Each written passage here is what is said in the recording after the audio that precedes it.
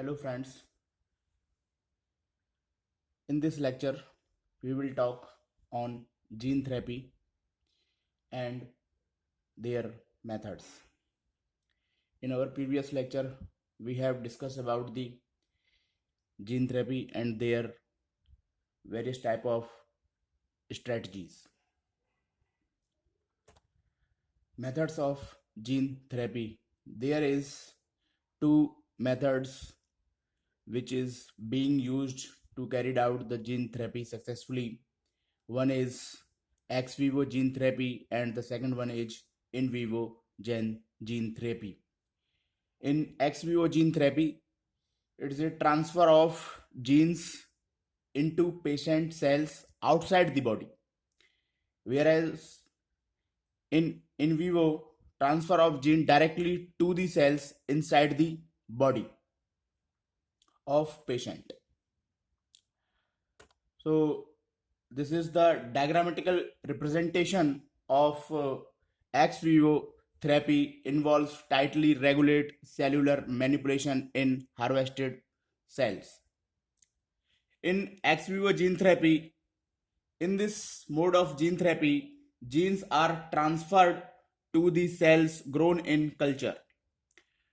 Transformed cells are selected, multiply, and then introduced into the patients. The use of autologous cells avoid immune system rejection of the introduced cell. The cells are sourced initially from the patient to be treated and grown in culture before being reintroduced into the same individual or same patient. This approach can be applied to the tissue like hematopoietic cells and skin cells, which can be removed from the body, genetically corrected outside the body, and reintroduced into the patient's body, where they become engrafted and survive for the long period of time. And after cultured, these cells converted into the approximately 100 billions of cells, and these cells reinfused in the patient after engineering of the cells. So this is the diagrammatic representation of ex vivo therapy involves tightly regulate cellular manipulation in harvested cell. And the second one is ex in vivo gene transfer. In this method, the whole process carried out inside the patient body. In vivo method of gene transfer involves the transfer of cloned genes directly into the tissue of the patient.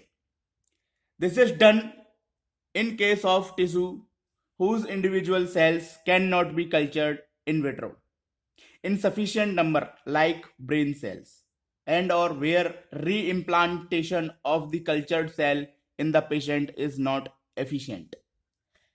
In this techniques, liposomes and certain viral vector are employed for this purpose because of lack of any other mode of selection.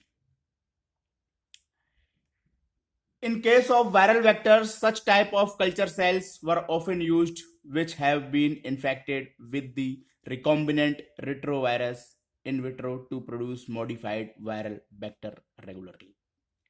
These culture cell will be called as a vector producing cells, VPCs. The VPCs transfer the gene to surrounding disease cells. The efficiency of gene transfer and expression determine the success of this approach.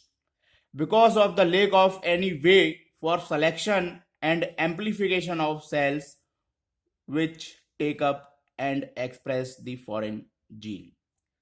So in this technology, major three steps being adopted. One is therapeutic genes are inserted into viral DNA, that is liposome or a plasmid DNA.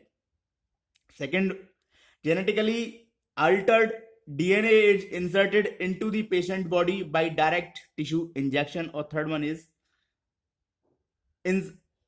the inserted DNA is incorporated into the specific cells and produce the needed protein encoded by the inserted gene. So this is the various steps of in vivo gene transfer. By using these method, we can do gene therapy successfully. I hope this video helped to understand the methodology of gene therapy. Thank you.